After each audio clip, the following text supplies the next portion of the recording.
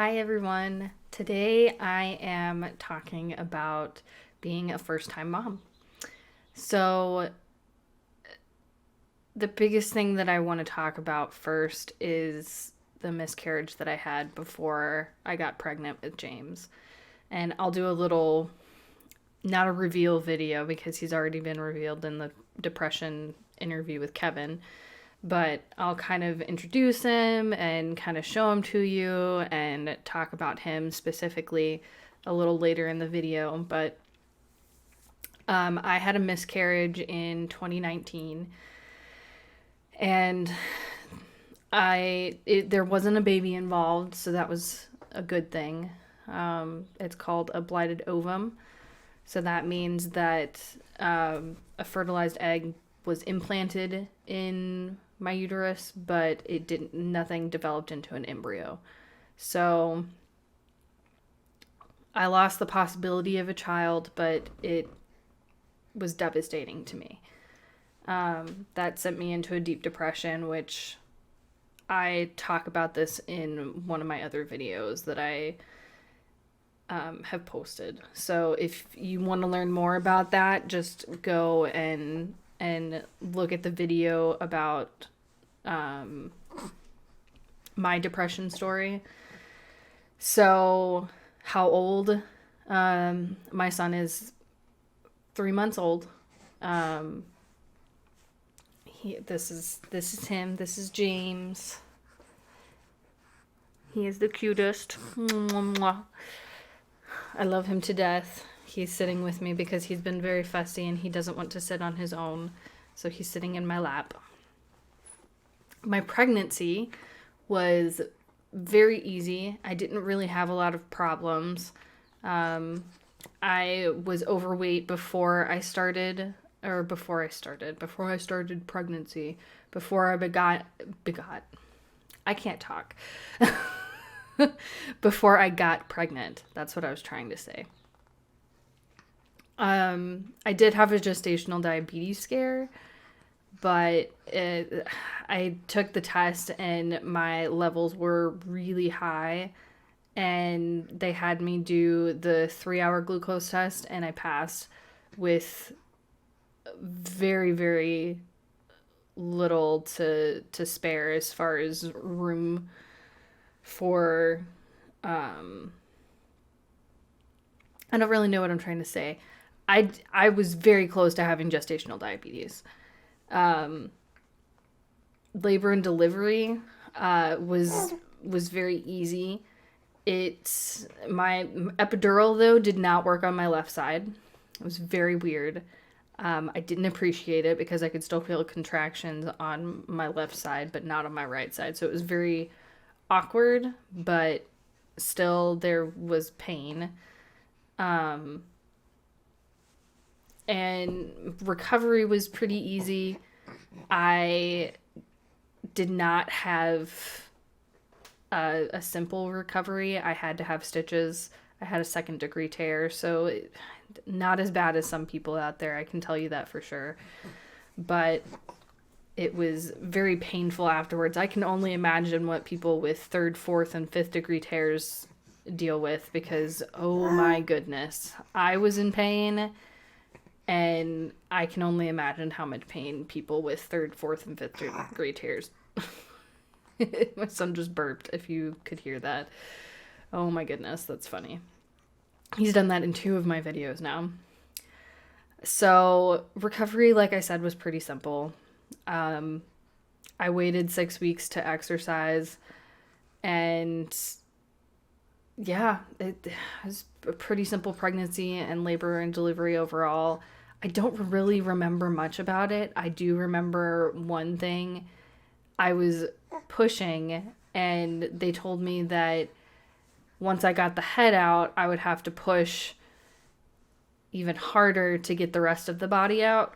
Well, I pushed his head out, and then all of a sudden I was getting prepared to push again, and I went to bear down, and he just flew out of me. And the doctors, kind of had to catch him, and I was like, oh my gosh. So that was the one thing that I remembered about labor and delivery that one was entertaining and two just was not normal in my opinion. I don't really know if that's supposed to happen, but like that was just terrifying to me to see him fly out of me. It was just weird. So as far as my pregnancy, I obviously have severe depression and anxiety. And sorry, he's being a real wigglewort right now. And during my pregnancy, my depression it wasn't bad, but it wasn't good. So I was really tired all of the time. And this is the problem. A lot of my symptoms were pregnancy symptoms, but could also have been depression symptoms. I was tired all the time. I took naps all the time. I was just exhausted. I would sit on the couch and just watch TV and veg out, which is one of the reasons why I gained too much weight. And just that doesn't help my depression right now. Go, you gonna talk to them? Are you gonna talk to them? Are you gonna talk to the peoples? No? Okay. So as far as he goes, he's such a good baby. He is fantastic. Even from the beginning, like he was giving me 6-hour stretches of like he would wake up every 3 hours, but then we're gonna talk now? Okay. I'm gonna put you down. Hopefully you won't talk too much during the video. So he's a very good baby. Like I was blessed with him. And I think around 3 weeks started giving me like 6-hour stretches, and now at 3 months he sleeps through the night. Like I put him to oh goodness. I know we're talking. I'm talking right now. But I need to talk. I know your story is so important. It's very important. That's what I'm trying to tell. I'm trying to tell them your story. So right now he sleeps through the night. I will put him to bed around like 6 to 8 o'clock in the afternoon, in the evening. And then he wakes up between 5 and 7 o'clock in the morning. And I've only had a couple of times where he's woken up like before that time frame. And it's been just, I've been so blessed. I'm waiting for the sleep regression. I'm waiting for teething. I'm waiting for all of that stuff that's just going to hit me in the face, and I'm not going to be ready for it. So my mom was here for part of my pregnancy, from basically December until April. She left. She was here for exactly 4 months. So she was here at the beginning and was so helpful. It was so nice having her here, and it was so nice to have that extra person to take care of him. And that was such an adjustment. So we went on vacation to Florida in the early part of May, and then we came back, and he's just talking so much. And we got back, and it was such an adjustment because I didn't have that extra person to be taking care of him. I couldn't, hand him off and go take a nap if I needed to. I don't really have the ability to hand him off to anyone, really. Which that's really the only thing, is just him being taken care of in a timely manner. Because there are some times where I have to let him cry. Like, I've literally had to, I've almost peed myself because I've been taking care of him. And then I have to run to the bathroom, and he has to just sit there and cry. And I feel terrible about it. So here's the fun part of the story. So I want more kids. I definitely want more kids. He's such a good baby, and I know that my next one is probably going to be a little hellion.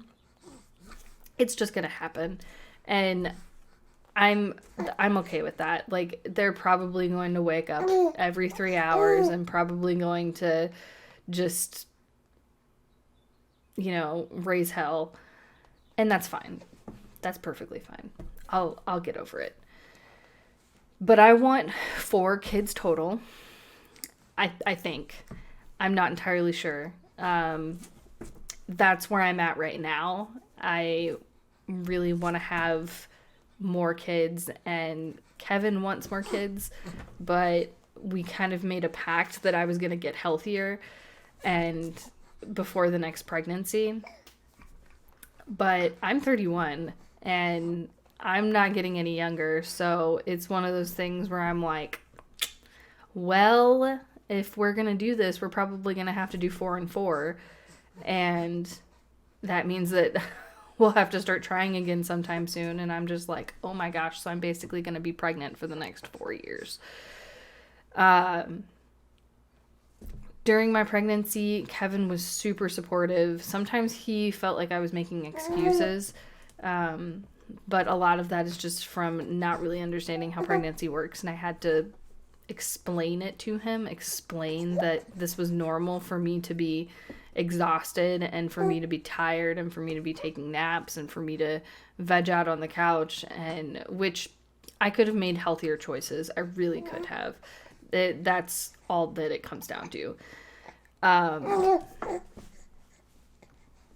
As far as how everything is now, so basically what has changed since having James, schedules do not exist.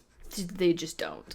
Everything is based on when he's taking a nap, when he's, up and rearing to go, when he wakes up in the morning. Oh, we're gonna get upset now? But you're totally fine. I know. Mom has got very little left to talk about. Oh, I know. You've got... That's probably from where I was eating chips over you. I am so sorry. There's a little chip on his forehead. Anyways, so, yeah, schedules don't exist. They just don't. Before leaving to go somewhere, prep time has drastically increased. You basically have to get the diaper bag ready. You have to make sure he's ready, get him in the car seat. You have to put him in the car. You have to make sure that not only you, but everybody else is ready to go in the household. It's just crazy.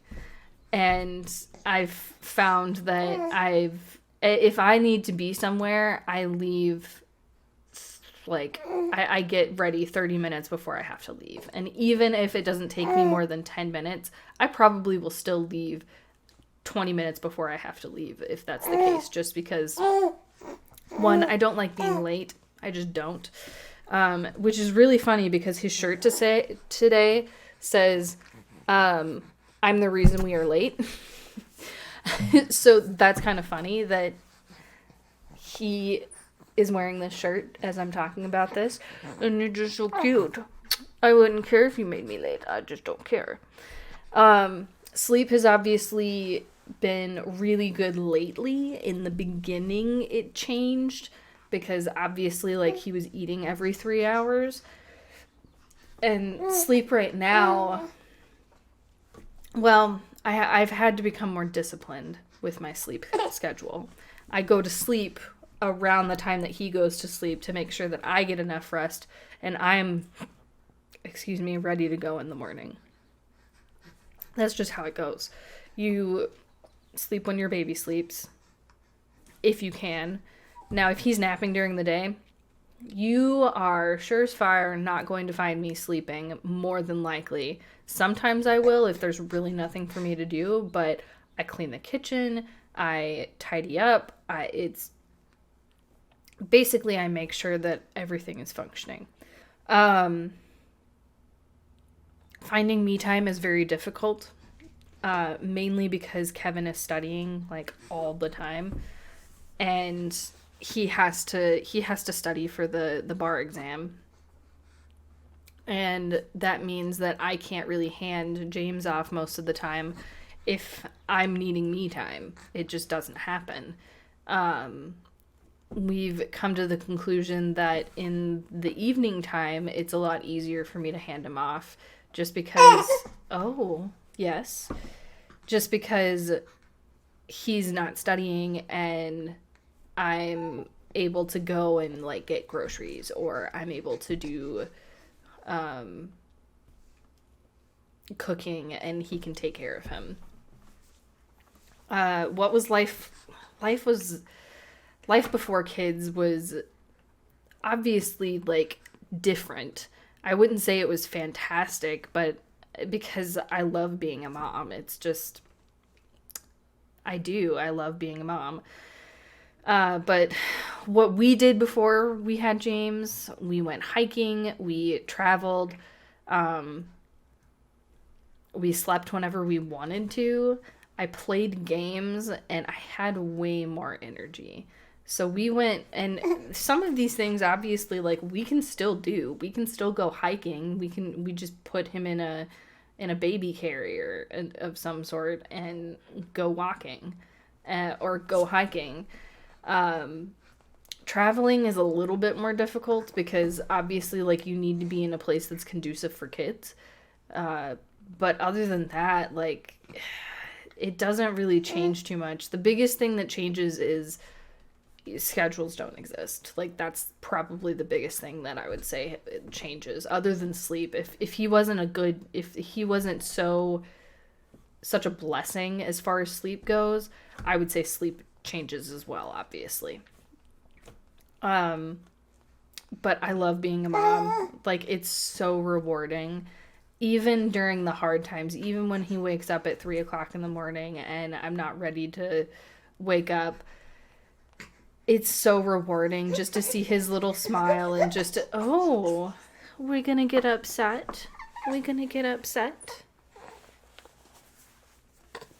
It's just so rewarding to see his little smile and to hear him talk and to see him and to see how he reacts to things. But yeah, that's kind of all I really wanted to talk about as far as being a mom. Oh, you're gonna talk to us? Are you going to talk to us? Yeah. But basically at this point, like I'm done. I'm ready to have more kids, but I'm I'm just so happy. Like I don't even know. Like that was such a rabbit trail. That whole thought process was such a rabbit trail. None of that made sense. Anyways, do all those fun YouTube things. Like, comment, subscribe. Share this video if you liked it.